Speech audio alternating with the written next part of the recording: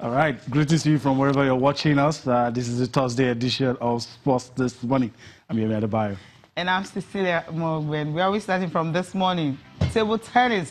Team Nigeria, they booked a spot on the knockout stage of the men's second division of 2018 ITTF World Team Championship holding in Sweden. They were able to beat Bulgaria and Australia to book that sport.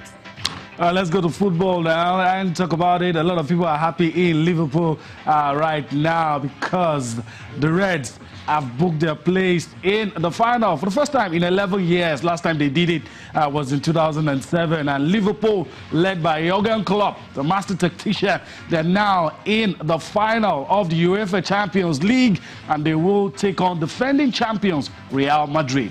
Yeah, 13-goal thriller. When was the last time I saw that? I haven't seen that. I don't know if Yemi had seen that. 7-6 it ended on both legs on aggregate. Okay, still on the program, we're talking the NBA.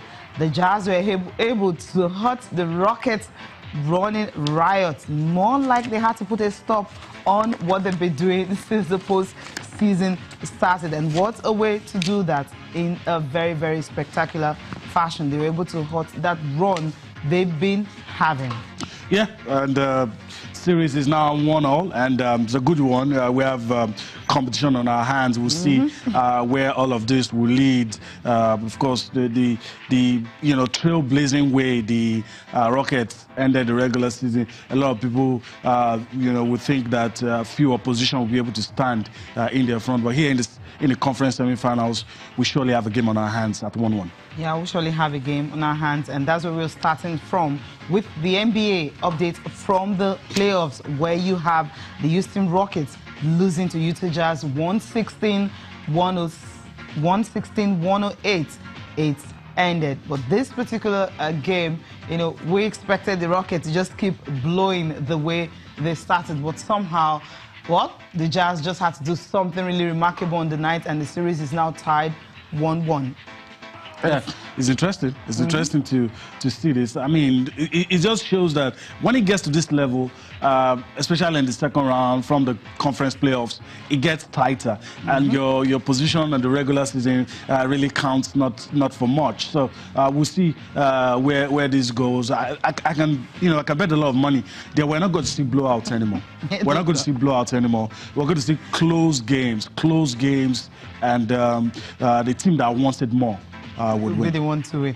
Okay, we'll see how that one pans out. But then for James Harden, the man on the night, he tried his very best to ensure that his team are in it, but somehow it just wasn't enough in the West series. But Yemi, sometimes, okay, let's just see, what he had to churn out on the night. 32 points. 6 rebounds and 11 assists. And yet you're on the losing side. On the losing side. And when you check his opponent having 17 points, 5 rebounds and 11 assists, what happened to Utah Jazz was that all of them, all the players, coming together. Fantastic team effort. Exactly. From the Jazz. That's what gave them, this particular result, which is a good one for them. Everyone was just thinking the Rockets, the way they start, they're just going to continue like that. But hey, as you said, the Jazz have other ideas, and they knew that they don't just want to have that blowout and just end it like that. Yeah, that's why I'm impressed. We'll see what goes. 5 more matches to be played. I have a feeling we might not get to 7, but then again, I still maintain we're not going to see a blowout. But interesting times, I think the team that has more of a team cohesion, the side that has, a lot of people coming from the bench, putting in points, putting in their share of the work will pull through. Because, some of this, you look at this star attractions, some of these big guys, they will receive a lot of attention. So you have the other guys who should be able to share the load. That's what's going to happen in all of these games. Some coaches need to change their tactics. Some coaches might need to devise. Some of the star players might need to improvise in some certain situations, but we'll see where all of that takes us. Let's take a look at the fixtures, the next ones in the playoffs. Tonight, yeah. Okay, the game for tonight, you have the Cavs and the Raptors. The Cavs, of course, leading the series 1-0. We'll see if the Raptors will be able to tie just the way the Utah Jazz have done against the Houston Rockets. So tonight, we'll see judging by how the first game game went, overtime, and it was very close and all that. Sure, this is going to be close as well. It's going to be close, and you're thinking, Our Raptors is taking this one, or Cavs will still, grind out that result, play hard and ball hard and get it? I think the Raptors will probably be knocking themselves in the head, feeling they had that first game in the bag and they let it sleep, and they'll want to do something different this time out. So I think maybe, just maybe, it's going to be the Raptors. Raptors, okay, I like that. Tomorrow I'll remind you whatever happens. Okay, from there now move straight to Tiger Woods. Was he up to this time around? Well, he's back in action this week as he makes his first return since the Masters early April. For Tiger Woods, he made the cut at Augusta, but after 2 rounds, he was tied for 40th place and effectively out of the running for the green jacket. That was the last time. So he told reporters that, well, he's put his clubs in the closet for 10 days following the round at Augusta, but right now he felt he's in good shape for this particular one. Start talking about the world's Fargo tournament starting today. So he's making his first start at the tournament since 2012.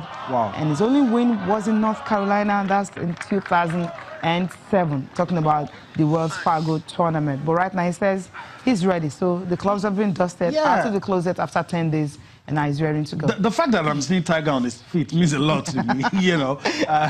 I'm happy for the man. It's like you said, it's his first start. He's back on the PGA Tour, and now you can count on him to be on those events that are on the calendar. And we'll see.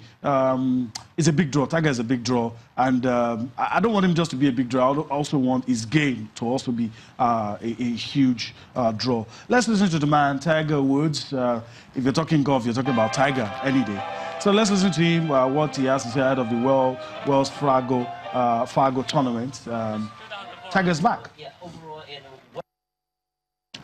Well, I threw my clubs in the closet for about 10 days. Got away from the game, didn't touch a club, didn't make a golf swing. And I started to lift a little bit. I tried to make sure I kept flexible. And then I started grinding and trying to get my muscle strength back and eventually my speed. And I've got them all back. There's a lot of things that I wish I could do, but I can't. And trying to adjust my programs for a fused spine it's been a challenge. But I feel like we've got a pretty good handle on it. I mean, there's a lot of strength involved in it, but it's also a lot of flexibility as well. I have to keep other body parts more limber just because I don't have the rotation like I used to in my lower spine.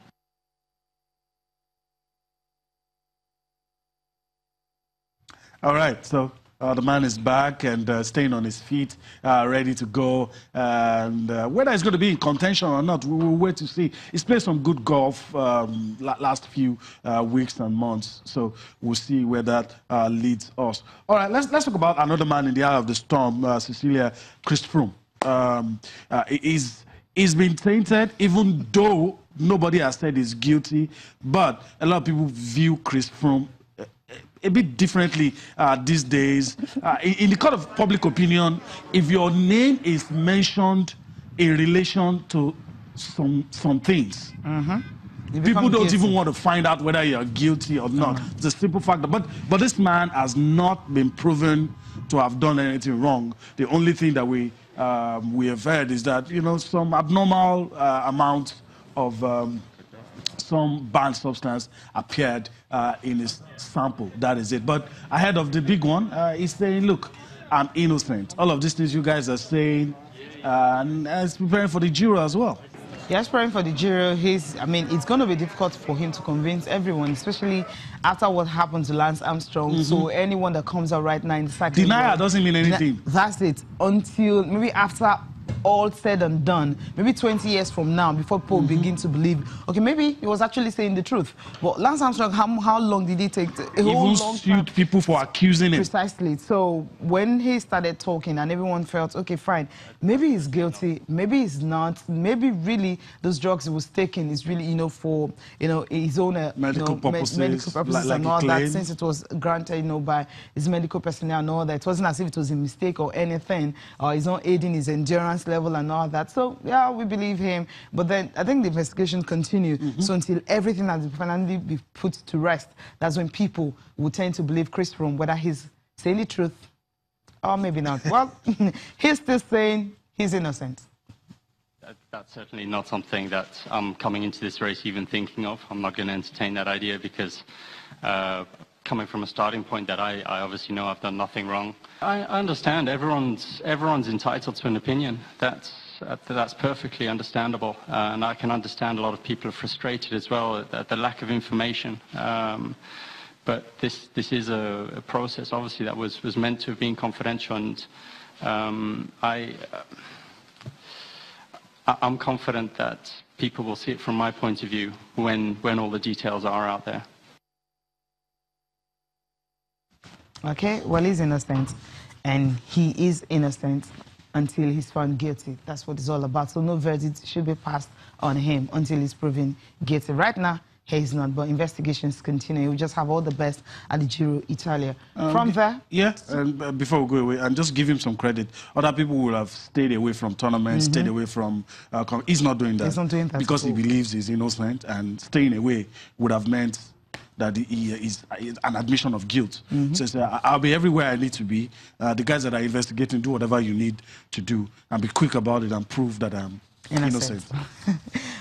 All right, from there, let's talk about the big one. They're talking about the Team Nigeria at the World Championships in Sweden. Right now, they are in the knockout stage. You know what it is? All they have to do is to try as much as possible to get more wins, and they will be in the championship division. That's the dream, and that's the hope. But in this one, in the men's second division, Group F, they were clinical in it. After that little blip, losing to Slovakia. Right here against Bulgaria, clinical.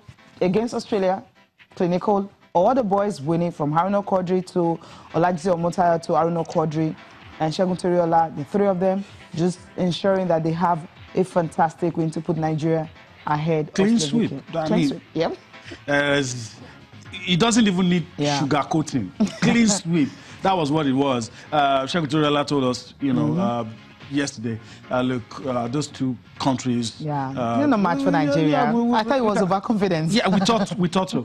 With our eyes closed, we'll get the job done against them. But it turned out to be the way it predicted, and that's very good for Nigeria. And we're in the knockout stages. I mean, the dream is on. Anything could happen. Well, let's listen to some of the guys, what they had to say. And it's interesting that they know they're now in the knockout stage, a little bit of effort, and they may be able to get to where they want to be. Yeah, that's the way it is, because Omotayo, who actually spoke, at first his confidence was really low. After, well, that is what he didn't win his game until Nigeria lost against Slovakia. But this time around against Belgium, his confidence was high. He was able to record 4-11, 11-9, 11-5, 11-8 over his own opponent, Danisla Kujabesh, to complete that 3-0 rout of the Bulgarians. Let's listen to him now. It has not been easy, because yesterday I was 2-1 up and I was 10-9 and I had the match point. So, and the set I played with this Slovakia player, it was a really important match, because had it been I won, Haruna could come in and finish up, but I was really a bit sad, and today I was a bit under pressure. And anyway, I'm happy I could give back my 1 point today and make it 3-0 against the Bulgarian team. Okay, well, that's him there. Then against Australia, I mean, they were also clinical after the game against Bulgaria. So I think for Nigeria, we'll just see what's going to happen later today. Will they be playing the quarterfinals and against Spain? Let's see. Okay. We'll wait. But, trust Nigeria, Nigerian spirit. Hopefully, we'll punch beyond our weight. Okay. We'll do that. Go for a break now. We'll come back. We'll be talking the Women's League.